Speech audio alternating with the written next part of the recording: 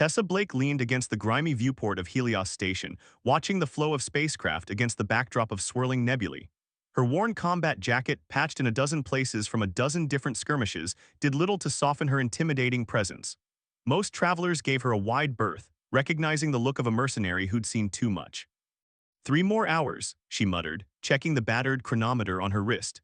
3 more hours until her transport arrived to take her back to the Sol system after 5 grueling years working security detail on the frontier colonies. 5 years of watching good people die, of making impossible choices, of becoming someone she barely recognized anymore. All she wanted now was a quiet corner, a stiff drink, and to forget the faces that haunted her dreams. Helios Station, known throughout the galaxy as a haven for those looking to disappear, buzzed with its usual chaotic energy. Merchants hawked exotic wares, information brokers conducted hushed transactions, and beings from across the cosmos mingled in a cacophony of languages and customs. Tessa had chosen this particular station for precisely that reason: anonymity. Just another face in the crowd. What she didn't know was that she was being watched. From across the bustling promenade, Novin observed the human woman with undisguised interest. His iridescent skin, with its shifting patterns of deep blue and purple, marked him as a member of the Cerulean Dominion. The luminescent markings around his violet eyes glowed faintly as he studied her from afar. "That's her?" asked Jevna, his companion, her voice barely audible over the station's ambient noise. "That's her," Novin confirmed, his voice carrying the musical cadence typical of his species. He adjusted the high collar of his silver-gray tunic, briefly touching the ceremonial pendant at his throat, a symbol of his status among his people. "She's perfect." Jevna's expression tightened with concern. "The council will not approve a human there so unpredictable." "Precisely why she's ideal," Novin replied, his gaze never leaving Tessa. "Independent, resourceful, and completely unconnected to any of the other factions." He twisted the ancient ring on his finger, a slender band set with a crystal that pulsed with a pale purple light. "The matriarch wants me to bond with that political puppet from the Vega Alliance. Let's see how she feels when I've claimed a human instead." "My friend," Jevna began cautiously, "the bonding ritual is sacred. Using it as a political maneuver is." "Exactly what my family has been doing for generations," Novin cut her off. "The difference is this time I choose the partner," his eyes narrowed. "And I choose her." Tessa felt a prickling sensation at the back of her neck, the same feeling that had saved her life countless times in firefights. Someone was watching her. She scanned the crowd with practiced precision until her eyes locked with Novin's across the promenade. For a moment she was transfixed by those alien eyes, deep, intelligent, and filled with something she couldn't quite place. Purpose? Hunger. Before she could decide, he smiled and began moving toward her, weaving through the crowd with fluid grace. "Tessa Blake," he said as he approached, his voice melodic with an accent she couldn't place. "Former Alliance security specialist, now freelance protection expert." Tessa's hand instinctively moved closer to the pulse pistol concealed beneath her jacket. "Do I know you?" "Not yet," he replied, extending a slender, blue-tinted hand. "Novin Vrail, House of Eternal Tides, and I've been looking for someone exactly like you." "Not interested," Tessa replied flatly, turning away. Novin's laugh was like wind chimes. "But you haven't heard my proposition yet." "Look," Tessa said, "I've spent 5 years fighting off raiders who wanted to gut me alive. Whatever you're selling, I'm not buying." "Not even passage on a private vessel?" Novin raised an eyebrow. "One that could get you back to Earth in 3 days instead of the 3 weeks your economy transport will take." That gave Tessa pause. 3 weeks on a cramped public transport versus 3 days on what was undoubtedly a luxury vessel. Still, she knew better than to trust a stranger, especially one as alluring as this cerulean-skinned alien. "What's the catch?" "Just a conversation," Novin said innocently. "On my private dock, we talk, I explain my situation, and if you're still not interested, you get your fast ride home anyway." Tessa studied his face, trying to read his intentions. Years of combat had made her good at spotting lies, but Novin's expression revealed nothing but confidence. "Just a conversation," she repeated skeptically. "Just a conversation," he confirmed with a smile that didn't quite reach his eyes. Against her better judgment, Tessa nodded. "Lead the way." As they walked toward the private docking bays, neither noticed the shadowy figure watching from a recessed alcove, speaking quietly into a communicator. "Confirm visual on the cerulean noble and human target. The matriarch will want to know." The private dock was a stark contrast to the bustling main station, quiet, softly lit, and luxuriously appointed. A small seating area had been arranged with exotic refreshments and crystal glasses filled with a shimmering purple liquid. Your friend stays outside, Tessa said, nodding toward Jevna. Novin waved his hand dismissively. Of course, this is a private conversation after all. As Jevna reluctantly stepped outside, Tessa loosened her jacket but kept her hand near her concealed weapon. So, she said as they sat opposite each other, what's this proposition you mentioned? Novin leaned forward, his eyes gleaming. Freedom, Ms. Blake, for both of us. I'm already free, Tessa replied, though the words felt hollow even to her. 5 more years of drifting from job to job, selling her combat skills to the highest bidder, unable to settle anywhere for fear of her past catching up with her. Are you, Novin asked, as if reading her thoughts, or are you just exchanging one cage for another? He reached across the table, his fingers stopping just short of touching her arm. I've studied your record, 12 successful extraction operations, 4 high-risk escort missions completed without civilian casualties, a woman who prioritizes innocent lives over profit margins. You've been spying on me, Tessa said, her voice hardening. I've been researching an investment, he corrected. My house, my lineage, controls diplomatic relations across 7 sectors. We have influence, ancient knowledge, and enemies. Lots of enemies. And what does that have to do with me? Novin's smile widened.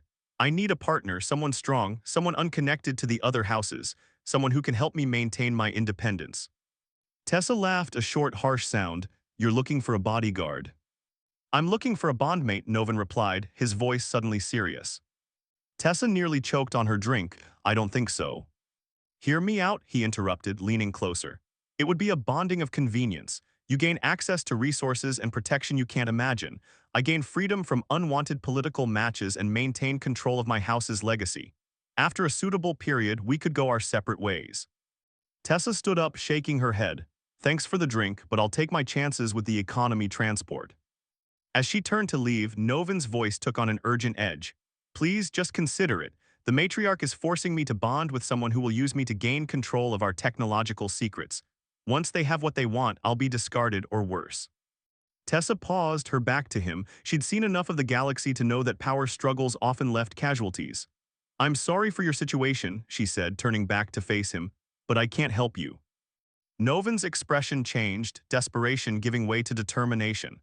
I was hoping you'd agree willingly, but he twisted the ring on his finger, and it began to glow with an intense purple light. Tessa's combat instincts kicked in. She reached for her weapon, but her body suddenly felt heavy, unresponsive. What did you do to me? She managed to ask as her limbs grew impossibly heavy. Novin stood and approached her, the glowing ring held before him. The bonding ritual of Astra, he explained, his voice almost apologetic. In our ancient tradition, the neural sync establishes a connection between 2 beings, a connection that cannot be severed. He pressed the ring against Tessa's exposed neck, and a jolt of energy surged through her. For a moment, she felt as if her consciousness had expanded, touching something alien yet strangely familiar. Then the sensation faded, leaving behind a peculiar warmth at the base of her skull. There, Novin said, stepping back to admire his work. A matching symbol now glowed faintly on both their necks, an intricate pattern that pulsed in sync with their heartbeats. It's done.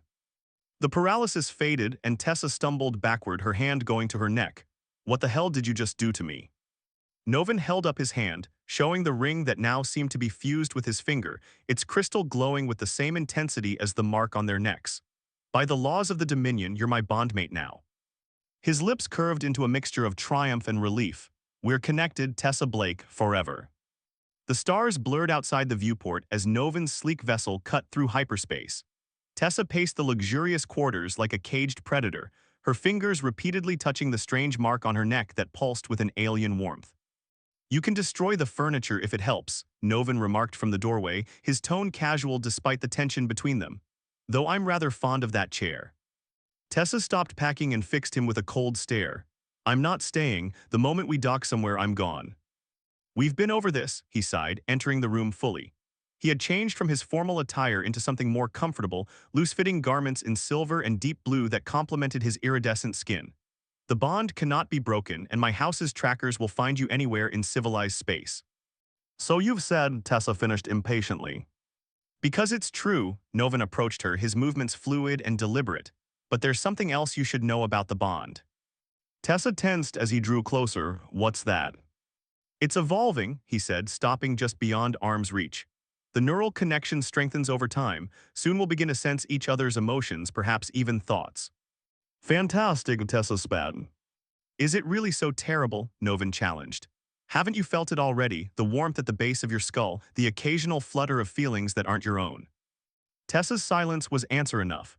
She had felt something, brief flashes of emotions that seemed foreign alien. I need to understand what I'm dealing with, she said finally, her tactical mind asserting itself. Know your situation, assess all variables, standard mercenary protocol. Tell me everything about this bond. Novin's lips curved into a slight smile. That's the pragmatic human I researched. He gestured to a pair of comfortable chairs near a viewport that displayed the swirling chaos of hyperspace. Come sit. Reluctantly, Tessa followed him and sat down, her posture rigid. The bonding ritual dates back 10,000 years, Novin began, settling into his chair with natural grace. When our ancestors first ventured beyond our home system, they discovered that long separations weakened family connections. The neural sync was developed to maintain bonds across vast distances. So it was meant for family members, not forced marriages, Tessa pointed out dryly. Novin had the decency to look slightly abashed. Originally, yes, but as our civilization evolved, so did the applications of the technology. It became a way to secure alliances to ensure loyalty. To enslave people, Tessa added. That's a human perspective, Novin countered. In Cerulean culture, the bond is considered sacred, a joining of minds and spirits, the ultimate expression of trust. Hard to trust someone who forces it on you without consent, Tessa said, her voice hard.